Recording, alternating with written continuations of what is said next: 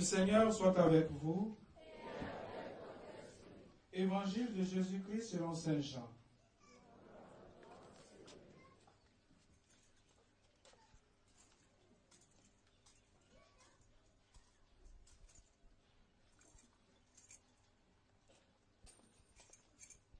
Veuillez vous asseoir.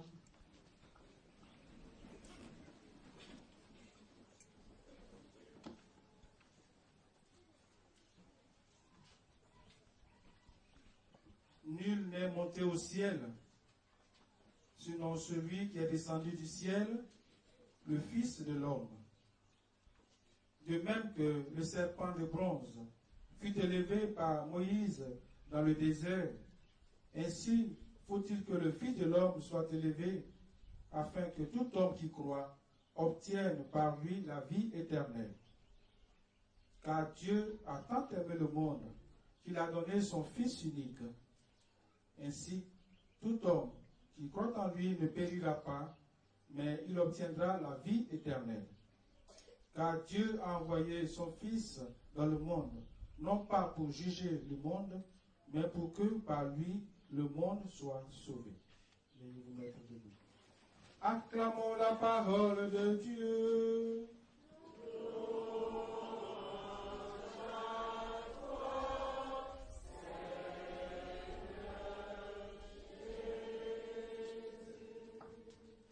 Bonsoir. Bonjour mon frère, bonjour ma soeur.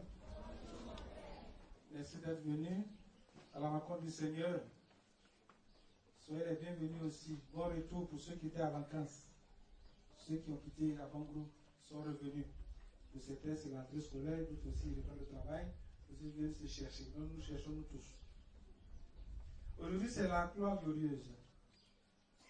Après, on peut dire que c'est contradictoire. Une croix en principe où on a crucifié un bandit. En principe, on ne devait pas vénérer ce jour-là, fêter ce jour, la croix glorieuse. Lui, le Seigneur est passé par là pour nous donner la vie. Voilà la route du chrétien. C'est la croix. Mais cette croix doit être glorieuse avec le Seigneur. Dans la première lecture, comme vous l'avez bien écouté, j'espère, dans le livre des Nombres, quand Moïse accompagnait le peuple d'Égypte qui était en esclavage à la terre promise, il y a des moments où le Seigneur, Dieu, voulait voir s'il avait confiance en lui. Et il mettait quelques épreuves. Et dès que les épreuves arrivaient, voici le peuple d'Égypte qui se plaignait. Et donc c'est le thème d'aujourd'hui. Et il se plaignent vers Moïse, mais il se plaignent vers le Seigneur. Au cours de sa marche à travers le désert, le peuple d'Israël, à bout de courage, récrimina contre Dieu et contre Moïse. C'est ce qui nous arrive quand on est découragé dessus, quand on pense qu'on n'a pas été exaucé. Quand les problèmes arrivent, les difficultés arrivent, on se décourage. Non seulement on ne s'assoit pas pour voir si ça vient de nous, mais tout de suite on accuse le Seigneur. On dit des paroles qui ne sont pas bonnes envers le Seigneur. Par exemple, Seigneur, tu ne nous écoutes pas, tu ne m'aimes pas, ça nous arrive. Et là, on va plus loin même. On va plus loin. Où on quitte même notre foi chrétienne, catholique, et on va ailleurs. Ici, qu'est-ce qu'ils ont dit? Pourquoi nous as-tu fait sortir d'Égypte? Est-ce pour nous faire mourir dans le désert où il n'y a ni eau ni pain? Nous sommes dégoûtés de cette nourriture misérable. Parce que souvent nous disons, j'étais mieux quand je n'étais pas chrétien. Puis je suis chrétien, j'ai pris, je ne vois rien. Donc moi, avec mes fétiches, je voyais quelque chose. Alors de temps en temps, le Seigneur se fâche contre nous. Et c'est là les épreuves augmentent. On pense qu'on est sûr. Et ici, le texte dit, le Seigneur envoya contre le peuple des serpents à la morsure brûlante. Et beaucoup en moururent dans le peuple d'Israël. Donc c'est pour dire que si tu provoques la colère de Dieu, cette colère peut s'abattre sur toi. Dieu à tout moment peut répondre à ce que tu dis, à ce que tu fais. Il peut répondre, comme aujourd'hui il a répondu. Et le peuple vient maintenant, ils ont vu c'est chaud, le peuple revient maintenant vers Moïse. Heureusement qu'ils sont revenus, mais souvent nous autres on ne revient pas. Ils sont revenus, et ils ont dit à Moïse, nous avons péché en récriminant contre le Seigneur et contre toi. Au moins ils sont revenus. Voici la bonne attitude du chrétien. Quand tu vois que tu as mal agi, Quand tu vois que tu es dans le péché, au moins reconnais que tu as mal fait et reviens au Seigneur. Il ne faut pas accuser les autres. Il ne faut pas mettre tes péchés sur les autres pour dire c'est parce que telle personne a fait ceci, a fait cela, c'est pour cela que je me comporte ainsi. C'est faux. Le Seigneur te dit, tu ne dois pas pécher par rapport à l'autre. Et Moïse, le pauvre, c'est lui qui va intercéder encore. Et Moïse intercéda pour le peuple, et le Seigneur dit à Moïse. Donc, l'intercession de Moïse a été exaucée. Donc, tout ce que le Seigneur choisit comme intercesseur, comme sacrificateur, il faut les respecter. Comme disait quelqu'un, tu viens pour ta bénédiction. Tu veux voir le prêtre. Tu dis, mon père, prie pour moi. Tu viens tout à l'heure, tu vas communier. Tu te retrouves derrière, et avec la langue et la bouche que tu as pris pour communier, derrière, tu parles mal du prêtre. Mais tu ne le suivras jamais. Parce que la sanctification que tu as eue, la bénédiction que tu as eue, celui qui est passé pour t'a donné cette bénédiction, tu ne veux pas passer derrière et puis dans la même bouche dire autre chose. Ce qui fait que les grâces diminuent et les grâces sont bloquées. Je ne sais pas si vous voyez un peu. Ton fétiche que tu adores, de mettre d'un caché dessus. À cette fête glorieuse, que nous puissions changer de mentalité. Même que le prêtre soit le plus bandit du monde, le fait qu'il a juste cette grâce du Seigneur, toi tu viens, tu fais ta grâce, il t'en va. Le reste, là, s'il fait bien ou il fait mal, si c'est le Seigneur, ça c'est le... Mais c'est ça. Mais si toi, tu adores ton fétiche, demain tu viens, tu craches dessus, il y a des conséquences. Vous ne savez pas ça? Les conséquences. Et là-bas, il ne pardonne pas. Hein. Et il ne laisse pas tomber. Et je fais cette ouverture en disant, c'est pas si cette dame-là, depuis avant que je n'ai pas en Allemagne, est venue avec son ventre qui est enceinte, qui a des difficultés, et ça se passe directement en rêve dans ses affaires. Ça se passe en direct. C'est-à-dire, souvent, les rêves, comme on dit souvent, c'est se réalise. Non. Par rapport à la vie qu'elle mène, c'est dans les rêves que nous pouvons combattre l'esprit qui est en train de la fatiguer. Je ne sais pas si elle est venue à la messe avec sa fille. Elle était là. Est-ce qu'elle est venue? Comment tu es venue? Viens. Non, c'est pas toi. Toi, tu dois savoir tout à l'heure. Il y a une dame qui est enceinte, qui était là hier, qui est venue, j'ai venu son eau. Elle est là. Dès qu'elle va venir après, elle devait venir à la messe. Je vous résume. Elle vient, elle dit, j'ai marié de nuit. Je prie, je dis, non, c'est pas marié de nuit. Il y a un esprit qui est vivant en toi. Et qui ne veut pas que tu fasses des enfants. Donc, séparation avec son mari. Son mari ne se souvient pas d'elle. C'est une autre personne qui s'occupe de cette femme. Et je prie, elle s'en va. Et en rêve, l'esprit vient pour lui dire, bon, maintenant tu as un thème, alors tu vas accoucher. Elle dit, mais je ne suis pas encore arrivé. Elle dit, alors tu vas accoucher. Et une autre femme qui la traîne jusqu'à puis voir l'hôpital. Arrivé à l'hôpital, elle a accouché sur le lit de l'hôpital. Et puis il y a un médecin qui dit, bon, oui, d'accord, il faut qu'on l'opère, et puis il faut qu'on lâche. Elle dit, non, mais ce n'est pas encore arrivé. Et il y a une autre dame. Malheureusement, cette dame qui vient me parler, ce n'est pas que c'est la Vierge Marie. Une dame qui vient, qui dit, non, ce n'est pas le moment, ne touchez pas à cette dame. Pas là. Pas là. Jusqu'à ce qu'ils ont pu se convaincre la femme dit, bon, d'accord, si vous voulez, ce n'est pas arrivé, mais vous ne pouvez pas l'opérer.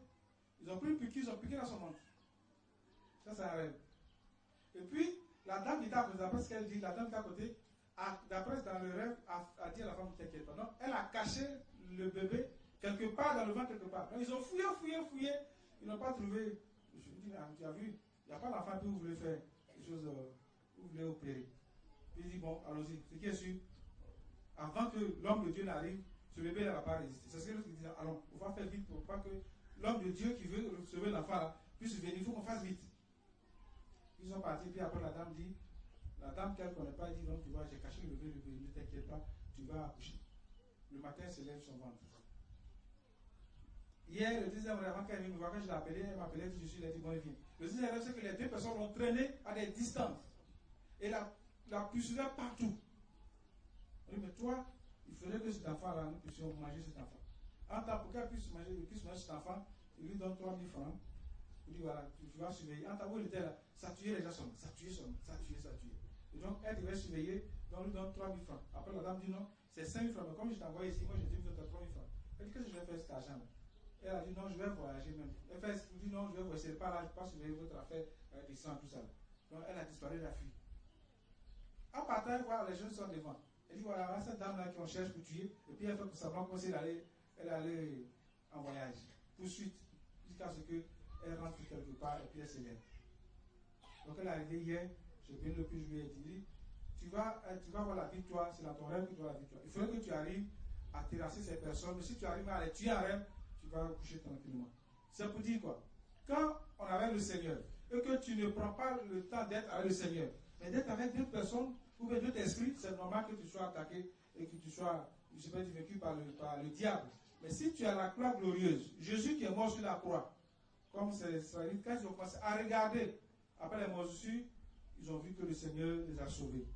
Nous aussi devons faire cela. Oui, le Seigneur est fâché, mais le Seigneur nous pardonne quand on revient à lui. Il faudrait que nous arrivions de temps en temps à revenir au Seigneur. La deuxième lecture nous dit ceci. Le Seigneur qui est Dieu. Philippiens 6, Philippiens 2, faut lire ça. Le Seigneur qui est Dieu, il n'a pas revendiqué son rang. Ça dit, lui il est Dieu, Jésus il est Dieu. Il peut dire à son Père, moi je suis Dieu comme toi. Je suis Dieu comme l'Esprit Saint. Mais il a accepté de s'abaisser. Il a accepté de s'humilier.